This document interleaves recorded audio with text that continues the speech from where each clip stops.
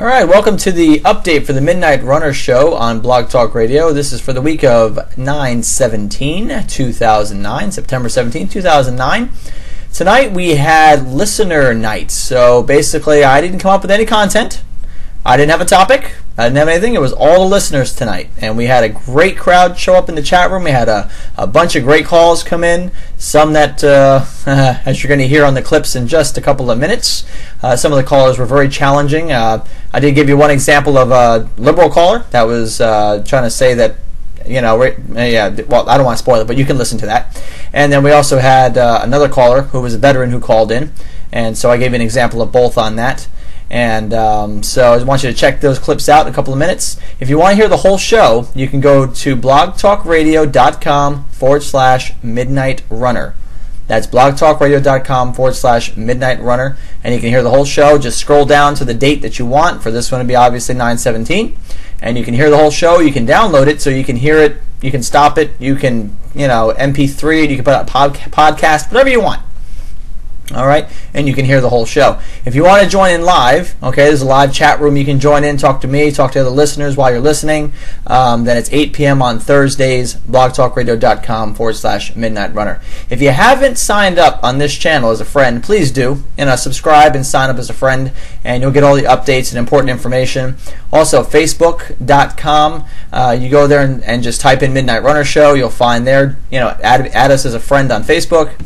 Twitter, if you tweet, okay, on twitter.com/Midnight Runner Show, or I'm sorry, it's twitter.com Midnight Show 23. Midnight Show and the number 23. So Midnight Show 23. I get them all mixed up. I got everything running here, all the social networks. So definitely hit us up on that. Enjoy these few clips. In the next couple of weeks, we're going to be looking at the 9/11 truthers. We're going to be looking at the Illuminati. We're going to be looking at some school indoctrination. And we have a very big debate coming up with somebody who's a liberal anarchist. So that's going to be a great show. That's coming up at the beginning of October. So, all right, check out these clips, and please join me for the show, 8 p.m. every Thursday. Take care, enjoy, and God bless. I'm going to take a call real quick. This is going to be area code 407. 407, you're up. Who's calling? Yes, hello. This is Beverly from Orlando. How are you? Hey, Beverly, how are you? I'm good. Good. What's on your mind? Well, I'm just a little disgusted by certain people not really accepting the fact that Mr. Barack Obama is actually America's president. Mm-hmm. And there's a lot of things going around, such as Mr. Glenn Beck saying that he's racist and actually, hate the Caucasian culture, and just a lot of hate going around. So I was just concerned about that and just wanted to voice my views about it. Yeah. Well, I hadn't heard Glenn Beck or anybody, and I do listen to Glenn. I hadn't heard him, in all honesty. I haven't heard him or anybody say that they thought Barack was racist. What I hear is that people feel that he's socialist because of the national health care, because of the reckless amount of debt spending that he was willing to raise. Of course, Bush didn't help with that either. Because of the czars that are taking over different parts of the, his policy, things like that. Now, I've heard that people believe he's a socialist. Now, I never heard anybody say that he doesn't like Caucasian people. I don't know. Where did you hear that from? Actually, I didn't hear it, but it's a quote in the Florida Courier, and it's an actual quote. I haven't gone back and listened to the show, but it's just a part of the things that, is going around, and a lot of people are using, because he's African American, the fact that he's somehow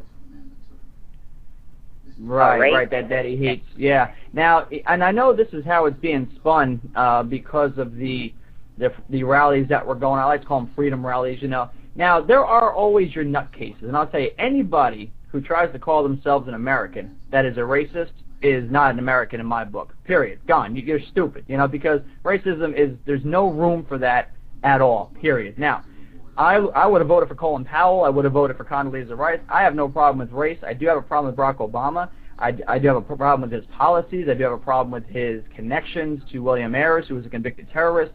I did tons of research on this in the months and months and months before the campaign. But what is happening right now is there is this turnaround now that makes people like us that are concerned about his policies, where people are calling us racist, saying that there's no possible way we can not like his policies. We have to not like his skin color in order to disagree with him. And that's kind of wrong. But that's like saying I don't like the Buddhist religion, but that doesn't mean I would hate Buddha. I mean, you know what I mean? It does. You know what I'm saying? It doesn't make any sense. And that's kind of what I hear is going on. There's this spin that anybody that's against Barack Obama has to be a racist. Now, I'm certainly not a racist. And people that I work with black people, and listen, we all get along great, and they know I'm against Obama, and I've never been called a racist. So this is something I think the media is drumming up to, because they love drama, right? Of course, and I mean, it's really ridiculous to boost ratings. Is such a low way to go. Oh yeah, and definitely something to do for the President of the United States, because he's actually our president, and so. It's things that when Mr. Bush was in that I didn't agree with, and right. During that time, if you didn't agree with the policies, you were somehow a terrorist. Right. And it wasn't him that I didn't agree with, it was certain policies. But at that time, the spin that if you didn't agree with everything that was going on, you were anti-American and you were somehow a terrorist. Yeah. But there are actual things that are going on. When somebody has a sign up marching in front of the White House saying he should be glad that they don't have guns with them today, that's a strong state hate. And that's a radical. There's radical fringes on each side. I mean, and that's what I'm saying. You're always going to have these whack nuts out there. Like, for example, I'm against abortion, but you would never see me or 99.9% of the people I know that are Christians out there blowing up an abortion clinic or shooting an abortion doctor. I mean, that's just stupid, But there are always those radical people, and it's kind of like the healthcare thing. Like, 85% of Americans have healthcare. There's 15% that don't. So now, in order to give the 15% healthcare, they want to kind of change it all on the 85%. Well, why would you do that? In the same way, if you have a couple of bad nuts out there that are being racist and being stupid, and they're talking about lynch mob, and I've seen some of this crap, and it outrages me, and I'll be the first to point it out. But if you have a few people out there, let's not look at them and say that the rest of us are just like them, because we're not. You know what I'm saying? I have no problem with, with Barack Obama's skin color. I really don't. You know what I mean? Okay, wow. Area code 941. Who's calling? Hey, Christopher. My name is Joe from Sarasota. First-time listener, hey, Joe. first-time caller. Hey, how you doing? Great to have you. Thank you. I met you on Facebook today. You're talking earlier about... Oh, this is Joe. Yes. It was good to connect with you. Talking earlier about veterans, and I'll tell you, as a veteran, I'm concerned with what I heard today about Obama scrapping the missile shield program. Oh, yes. And obviously capitulating to the Russians. And I think this is going to be another area where Obama is going to have some serious problems with not only conservatives, but with America at large. I just no longer trust this man to be the commander-in-chief. And I am a double purple from Vietnam, Chris. So I know from what I speak here.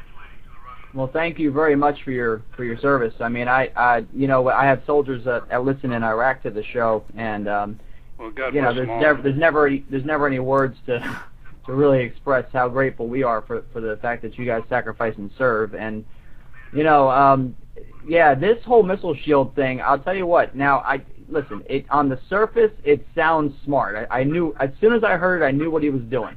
And, he's using it as leverage against Iran. Because I'll tell you something, I predict, and I could be wrong, but I predict within a month or so, by the end of the year, if there's not a naval blockade, I mean, if there's not something in the way to stop Iran, Israel is going to attack. And because Iran, apparently, the NEA came out today, the Nuclear Atomic Agency came out today and actually said that Iran actually has a nuclear bomb now. They actually have it, and so now they're just trying to fix it onto a missile, and Israel is going to react. So I know Obama's probably tripping out, and he's thinking, well, let me give in to Russia, and then Russia will let us get more sanctions on Iran at the Security Council, and then he thinks that's going to be all fine and dandy. But where he's wrong is, number one, you can't trust Russia. Okay, right? We know that. Russia's the bear. You can't trust Russia at all. Iran is not going to be clear and wide open because they can't. Listen, the Quran forbids them to make deals with us. So they're not going to go along with that. And I think you're absolutely correct. What's going to happen is Poland, hey, send them out to the wind. The Czech Republic, send them out to the wind. Now they're going to be wide open now without this missile shield in place, thanks to Barack Obama. Now what I do see is Barack Obama's policies. What I do see is a deliberate attempt to bankrupt this country with no care. And Bush did this too under the TARP and everything else. They don't care how much money we're getting in debt. What I see is an attempt to nationalize a healthcare system which would take rights away from us. What I see is bills coming up in the House that would tax people on handguns and ammunition so much that they couldn't afford guns, which would limit the amount of guns.